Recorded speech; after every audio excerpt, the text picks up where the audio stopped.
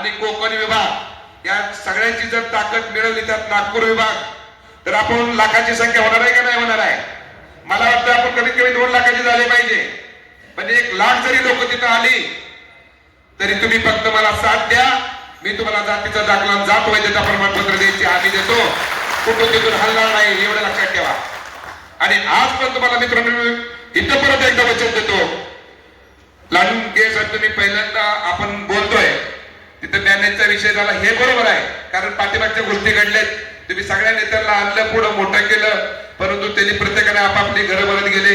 पण साहेब मी तुम्हाला नम्रपणे सांगतो, मी मोठा माणूस नाही, परंतु आजपर्यंत कुणी पण म्हणावं की दत्ता मोनी कधी 1 रुपया कोणाला मागितला का मित्रांनो? मग मला असं म्हणायचंय की प्रत्येकानं स्वावलंबी झालं पाहिजे. कोणाला काय नाही लागतं, आपली आपली सोय करून मुंबईत यायचे सगळ्यांनी. बरोबर आहे का? तर बघा मी कुठे जिंकलो माहितीये, तुम्ही सगळे आलात स्वतःच्या पैशाने आलात नागपूरला, सगळे स्वतःच्या पैशाने दिले, सगळ्यांनी आपापले राहायचे जेवणाची व्यवस्था केली. पण आपल्यातच काय लोक काय बोलले माहितीये का, तिथं पाण्याची व्यवस्था, खरं आहे गोष्ट पाण्याची व्यवस्था झाली पाहिजे होती, परंतु काही अनावधानपणे आपली टीम मुंबईवरून तिथं पोहोचायला उशीर लागला. बाकी तिथली टीम होती ती जरा कमी पडली, त्यांच्याकडून पाण्याची व्यवस्था झाली नाही. पण मुंबईला आपण ती सगळी व्यवस्था अगोदर नक्की करू. तिथं जे काय थोडंफार घडलं असेल त्याच्याबद्दल मी तुमची परत एकदा माफी मागतो. मी तुमच्या कुटुंबातलाच आहे, पण तसं मी म्हणायचं तर मी प्रत्येकाला सांगतो आपली आपली सोय आपण करायची. बरोबर आहे का? जसं मानकर साहेब म्हणले आपली आपली पाण्याची बाटली घेऊन यायची. बरोबर का?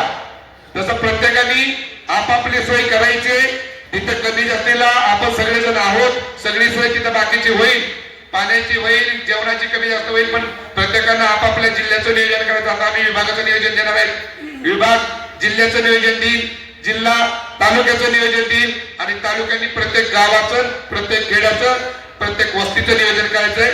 आपण प्रत्येकाला जनसंपर्क प्रमुख नेमणार आहोत आणि त्यांनी 23 फेब्रुवारीच्या मोर्चासाठी जनसंपर्क प्रमुख म्हणून काम करायचं आहे.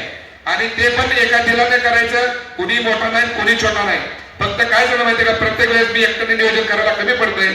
त्यामुळे प्रत्येक जण दत्ताभाऊ झाला पाहिजे, प्रत्येक जण मनोहर कोळी साहेब झाला पाहिजे, आमचा पेटे साहेब झाला पाहिजे. पेटे साहेबांनी खूप कष्ट केले विदर्भासाठी, खूप पळाला माणूस हा.